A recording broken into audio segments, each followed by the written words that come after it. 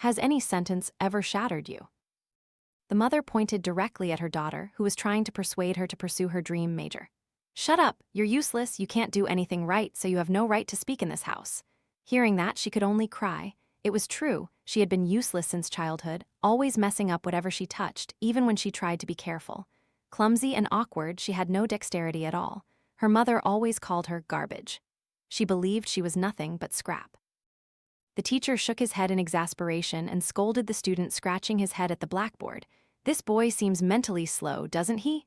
With such poor thinking compared to your classmates, you won't pass high school and you'll have no future. Laughter erupted from a corner of the classroom. Whispers followed. He stood there alone, eyes fixed on the floor, not daring to look up. A life so long, yet he saw no path forward. Just consider that I don't have this child, followed by a helpless sigh. The eldest grandson of the entire family stood outside, secretly listening to his parents' conversation. Ever since they knew he was like that, ever since he started dressing like a girl, his father hadn't looked him straight in the eye. His father avoided him, told him he was sick, and that if he was sick, he needed to be cured to become normal. His father wanted him to live like a normal person. Sometimes the word normal, which sounds so insignificant, can shatter a person into a million pieces. That day, her heart felt heavy. Look at yourself, you're just like your mother. You say you hate her stubbornness, but you're no different from her. You make me feel more stressed every day. Work pressure is already enough.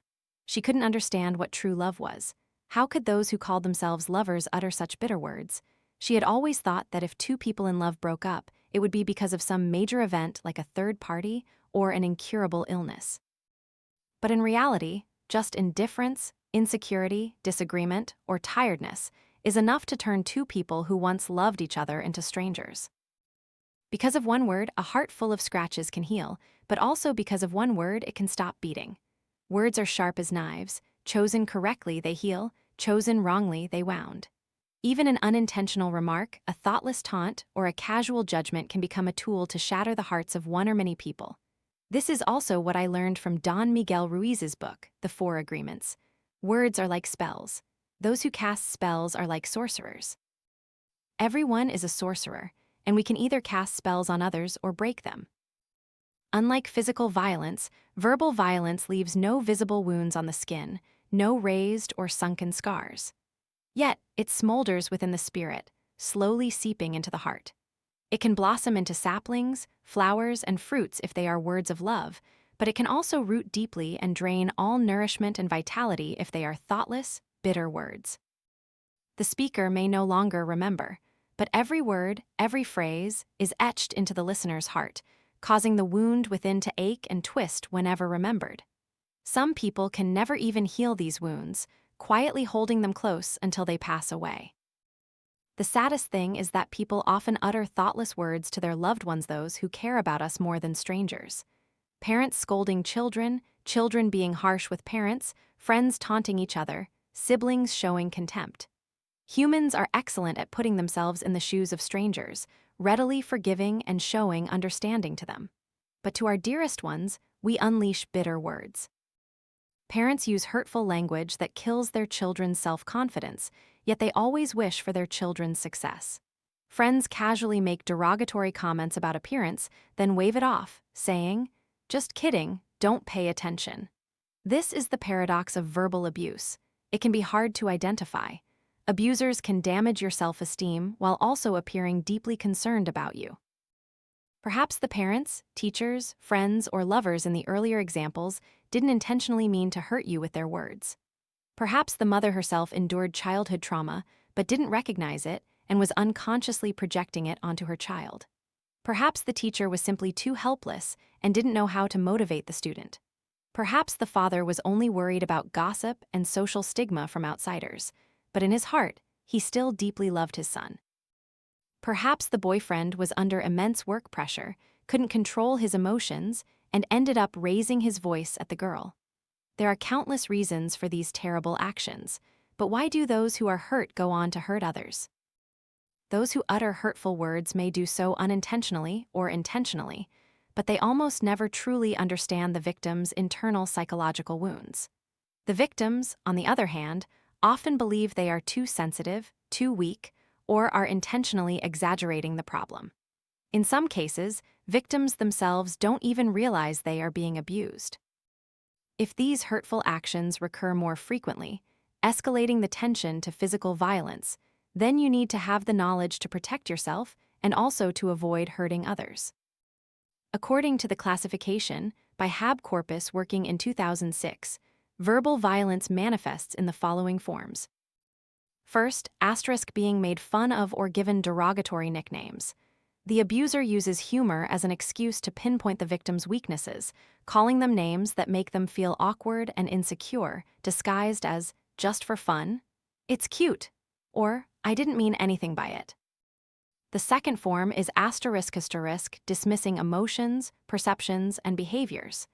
The abuser frequently denies the victim's thoughts and ignores their feelings, claiming the victim is overly sensitive or exaggerating. The third form is blaming and accusing.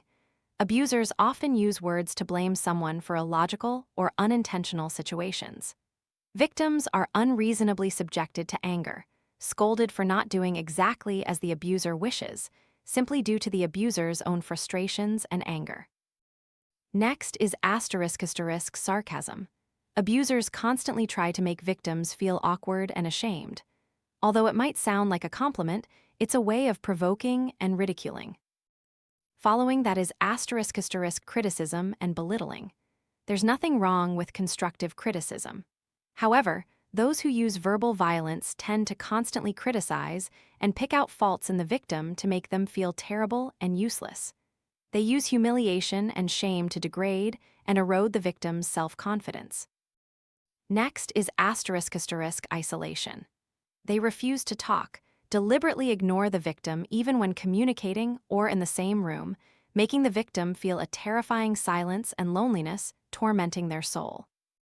Finally, there's threatening and constant shouting. The abuser tends to yell, speak loudly, or use impolite, rude language to overpower the victim. So, if you are a victim of verbal abuse, what should you do to overcome this psychological shadow? The second agreement from the 4 agreements holds the answer. Don't take anything personally. The victim needs to realize they are experiencing verbal abuse, and then they can form a rational approach to the abusive behaviors of others. First, set boundaries. Tell the other person that you will not talk to them when they are insulting, yelling, threatening, or belittling you. If they say they are just kidding, firmly tell them you don't appreciate that joke. If your boundary is crossed, stop communicating and leave, even if you are at home. Remember, only return home when you feel safe. Leaving the house is a sensible solution if another family member is angry and needs to calm down. Leave for a few hours and return when you feel ready. If the abuser tends to remain angry, even escalating to physical violence, then stay away. If there are children or other vulnerable individuals in the house, you should take them with you. If you are randomly subjected to verbal abuse by a stranger, the best approach is to demand that they stop their hurtful words. Your silence and endurance might embolden the abuser to become more extreme with their words. Therefore, the first thing to do is to show a serious attitude and demand that they immediately cease those hurtful remarks. The abuser might appear indifferent to your stance. However, instead of arguing, you should reiterate your point. Your words are not constructive, they only bring me negative emotions.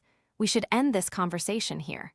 Then, leave the abuser's presence to limit further conflict. Next, we should gradually learn to ignore negative comments. Life doesn't always go as planned.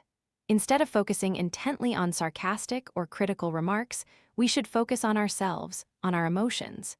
Each emotion only lasts for about 6 seconds. If it lasts longer than 6 seconds, it's likely you are choosing to prolong that emotion, and it will turn into a feeling that lingers. This means that when faced with hurtful words, I hope you pause to observe yourself for a moment. You will experience anger or pain in those first 6 seconds, but then try to look deeper and see how truly pathetic those people uttering negative words are. They are sowing negative energy, and they will surely reap what they sow. Ultimately, they are harming themselves. Your task now is to study and work hard to assert yourself. Outsiders don't see your efforts, they only see your final results. This period will be truly difficult, but don't let yourself be hurt by trivial and unworthy things. Unless you permit it, no one has the right to hurt you. True education uses positive methods to help us mature, improve our understanding, and better ourselves. After all, you have tried your best not to regret anything. These are also the last 2 agreements from the 4 agreements that I believe we all need to commit to for our souls to find peace and happiness. Be impeccable with your word asterisk. Don't speak negatively. Don't take anything personally. Don't allow yourself to be affected. Asterisk, don't make assumptions. Don't set unrealistic expectations that you must please everyone, and always do your best. A few seconds of a single word can make me die 1,000 times over. How many stars, how many lanterns, cannot light up the darkness? How much sorrow or tears of regret cannot revive a soul filled with scratches and wounds? Words spoken cannot be taken back. I only wish we would be a little gentler with each other, a little kinder, and more careful with our words, to be compassionate towards others and to be compassionate towards ourselves.